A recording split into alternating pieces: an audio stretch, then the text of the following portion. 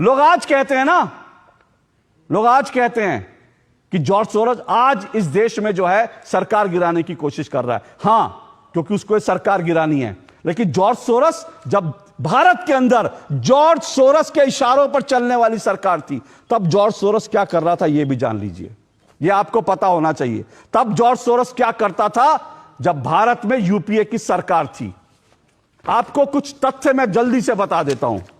भारत के अंदर साल 2011 में कम्युनल वायलेंस बिल नाम का एक कानून ड्राफ्ट किया गया था। और आज मैं इस बात को डंके की चोट पर कह रहा हूं, इस बिल को जिन्होंने ड्राफ्ट किया उसमें 32 लोग थे। और वो 32 लोग चुने हुए नेता नहीं थे, वो 32 लोग जॉर्ज सोरोस के पिट्ठू थे, जिन्होंने कम्युनल वायलेंस बिल को ड्राफ्ट किया था। जो सोनिया गांधी की जो एक कुंडली थी, उनकी जो मंडली थी, उस मंडली ने ड्राफ्ट किया था कम्युनल वायलेंस बिल। और जानते हैं उस कम्युनल वायलेंस बिल में क्या था? उस कम्युनल वायलेंस बिल में यह था कि जो भी दंगा भारत में होगा उसके लिए हिंदू दोषी माने जाएंगे। अगर किसी हिंदू महिला का होता है तो फिर उसको नहीं माना जाएगा। अगर किसी महिला का होता है तो वो जो है हिंदू, उसके लिए दोषी माना जाएगा। उस बिल में यह था कि अगर कोई दंगा होता है तो जो है की बात जो है सिर्फ जज सुनेगा, हिंदू जज सुन भी नहीं सकता। उस प्रस्तावित कानून में यह था कि अगर दंगा होता है और अगर एक कह देता है कि फलाना हिंदू दोषी है तो उसके खिलाफ तुरंत एफआईआर होगी और उसको जेल में डाल दिया जाएगा। और उस हिंदू को साबित करना है कि वो निर्दोष था। कानून साबित नहीं करेगा, उसको साबित करना कि वो निर्दोष था। तुरंत जो है वहां पर न्याय होगा। और न्याय क्या होगा? हिंदू को उठा के जेल में डाल दिया जाएगा और जो है उसको माना नहीं जाएगा। ये कम्युनल वायलेंस बिल 2011 में बना था। और इस बिल के पीछे दिमाग जानते हैं किसका है?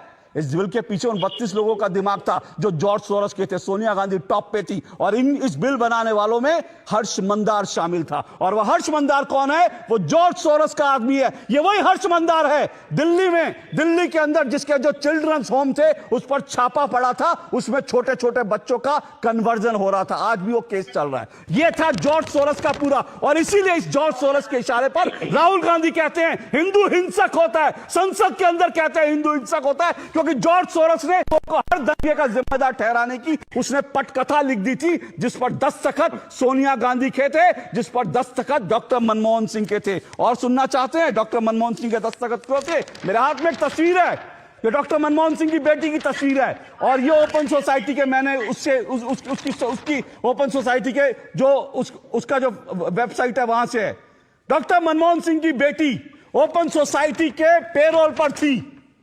समझिए, अगर हिंदू अब भी नहीं समझना चाहता, अगर इस देश में लोगों की अब भी आंखें खुली नहीं खुली हैं, तो फिर इस देश का जो होगा वो आप लोग। मनमोहन सिंह की बेटी सोनिया गांधी, राहुल गांधी हिंदुओं को हिंसक ठहराने की, हिंदुओं को दंगाई ठहराने की जो साजिश 2011 से रच रहे थे भारत के खिलाफ, भारत के हिंदुओं के खिलाफ, वो साजिश क्या थी?